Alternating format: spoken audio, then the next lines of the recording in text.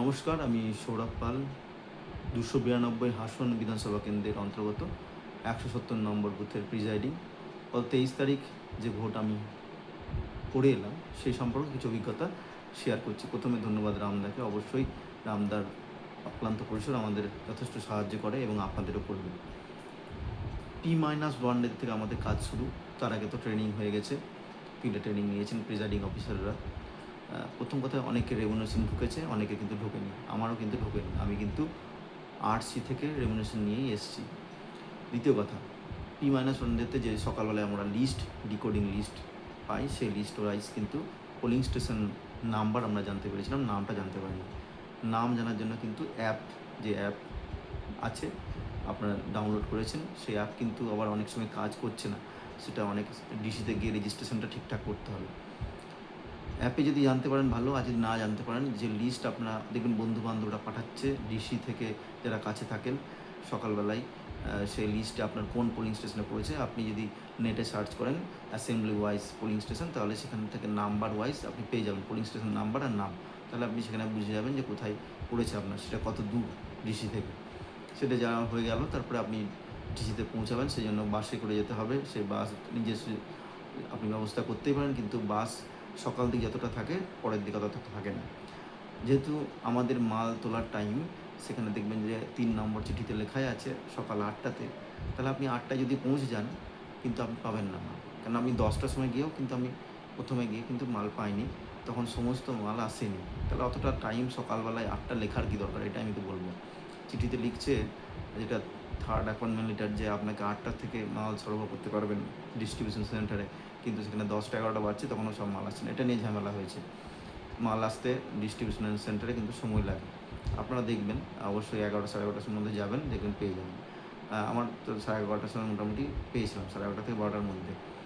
তারপরে মিলিয়ে নেবেন, মিলিয়ে নেওয়ার পর এবার যতটা পারবেন যে তাড়াতাড়ি বেরিয়ে যেতে।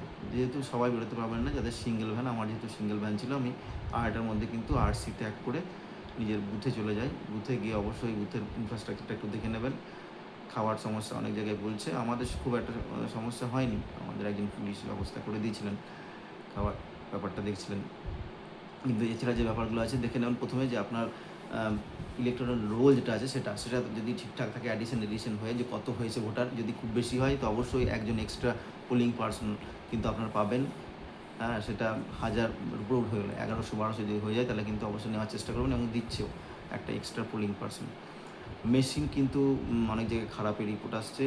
সকালবেলা যেহেতু আমরা প্রথমে খুলছি, সারাদিন আমরা মেশিন খুলি না, সেখানে কিন্তু আপনারা ঘাবড়ে যাবেন না। মেশিন চেঞ্জ করে দেওয়া হবে, মকপলের সময় যদি হয় বা পরে হয়, এরকম হয়েছে, অনেক জায়গায় হয়েছে। যেখানে ভোটার বেশি অবশ্যই চাপ পড়ছে, গরমকাল বুঝতেই পারছেন, চাপ একটা থাকে। মেশিন খারাপের সমস্যা হতেই পারে, বেশ, এটা ঘাবড়াবেন না। দ্বিতীয় কথা হচ্ছে আপনাদের যে ব্লাইন্ড ইনফার্ম ভোটার আছে সেটা কিন্তু তারা আসবে এবং তাদের ফর্ম ফিল আপ করাবেন, কমপ্লেন নিয়ে আসবে। আপনি বুঝতে পারবেন হয়তো তার দরকার নাই, কিন্তু তাকে করাতে হবে। তাকে প্রথমে চেষ্টা করবেন যে কমপ্লেন ছাড়াই ভোটটা দেওয়াতে, কিন্তু যদি না হয়, একান্ত যদি না হয় যে পারবেই না, তখন তাকে দিতে হবে এবং ফর্ম ফিল আপটা অবশ্যই করাবেন, কেন ওয়েবকাস্টিং চলছে। এছাড়া আর যে সমস্যা হচ্ছে, হ্যাঁ, লাস্টের দিকে যে অ্যাপ সংক্রান্ত সমস্যা তো বললাম, সেটাও অ্যাপটা ঠিকঠাক যদি আনইনস্টল করে আবার ইনস্টল করেন কাজ করতে থাকবে, এটাও হয়েছে। ক্যামেরা নিয়ে একটা বড় সমস্যা, যেহেতু ক্যামেরা এবার যতক্ষণ না খুলছে ততক্ষণ কিন্তু আপনি মানে আপনার পোলিং স্টেশন ছাড়তে পারবেন না, এটা কিন্তু বলছে ইসিআই থেকে নির্দেশ আছে। আপনাদের অনেকেই আছে যারা কাজ 7টার মধ্যে হয়ে গেছে, কিন্তু 9টা পর্যন্ত বসেছিল, ক্যামেরাম্যান আসেনি, ক্যামেরা খুলে নিল। আমাদের যেহেতু 7টার সময় আমার ক্যামেরাম্যান এসে খুলেছিল ক্যামেরা, তাই আমার তাড়াতাড়ি হয়েছিল এবং আমরা 8:40-এই আরসি থেকে রিলিজ পাই। কিন্তু অনেকে আছে কাছে, পোলিং স্টেশন খুব কাছে আর ডিসিআরসির, কিন্তু তারা যেহেতু ক্যামেরা নেই বলে, ক্যামেরা খুলতে দিতে পারেনি বলে আসতে পারেনি, আরসিতে পৌঁছাতে পারেনি। এবং এছাড়া আরেকটা ব্যাপার আছে, বাসে করে যারা যাচ্ছে তাদের একসঙ্গে 3-4টে পার্টি, এবার সমস্ত পার্টি যদি না হয় তারা আসতে পারছে না, এটা একটা সমস্যা আছে, তারা দেরি করে আসতে হবে। অনেকে কাছে আছেন বলে ভাববেন যে বাড়ি তাড়াতাড়ি চলে আসবে, কিন্তু এরকম নাও হতে পারে। বিশেষ করে মহিলাদের বলছি, যেহেতু তারা একই এসিতে ডিউটি করছে নিজের যেখানে বাড়ি, অনেকের বাড়ি পৌঁছতে কিন্তু 12:30 1টাও হয়ে যায়। কিন্তু আমরা দূরে থেকেও কিন্তু অনেক আগেই আমরা পৌঁছে গেছি, যেহেতু আমাদের ওই সমস্যাগুলো, এই ক্যামেরাটা আগে তুলে নিয়েছিল এবং যেহেতু সিঙ্গেল ভ্যান ছিল, এই দুটো থাকলে কিন্তু আপনারা তাড়াতাড়ি পৌঁছাবেন। এছাড়া আর সেরকম সমস্যা নেই, কিন্তু এই বললাম যেটা বেশি ভোটার, সেটা অবশ্যই সেখানে একজন এক্সট্রা পোলিং পার্সন নেবেন। আর আমি একটা কথা বলবো, ব্লাইন্ড ভোটার বা ইনফর্ম ভোটার যারা আছে সেই ভোটটা যেন পরের বার বাড়ি বাড়ি যে হোম টু হোম ভোট আছে সেটা দিয়ে নেওয়া হয়, তাহলে ওদের ওই সমস্যাটা থাকে না। এএসডি নিয়ে সমস্যা নেই, এএসডি সেরকম থাকবে না, শুধু ডেট থাকতে পারে।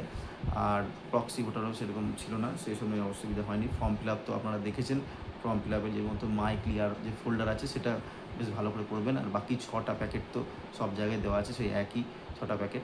মাই ক্লিয়ার প্যাকেটটা একটু মাই ক্লিয়ার ফোল্ডার যেটা আছে সেটা ভালো করে করবেন। আর জেলা ওয়াইজ ভিন্ন ভিন্ন হয়তো এক্সট্রা ফর্ম কি দিতে পারে। এবার ফর্মের চাপ অনেক কমে গেছে, তাই বেশি চাপ নেবেন না, ভোট করে আসুন শান্তিতে ঠান্ডা মাথায়। আর যদিও গরম পড়েছে তবু ঠান্ডা মাথায় রাখা খুবই মুশকিল, তবু চেষ্টা করবেন রাখতে। আমরা 93% পোল করেছি এই 152টা যে বুথে কেন্দ্রে ভোট হলো। আপনারা অবশ্যই এটাকে ছাড়িয়ে যাবেন এই আশা করি। সকলে ভালো থাকুন, ধন্যবাদ।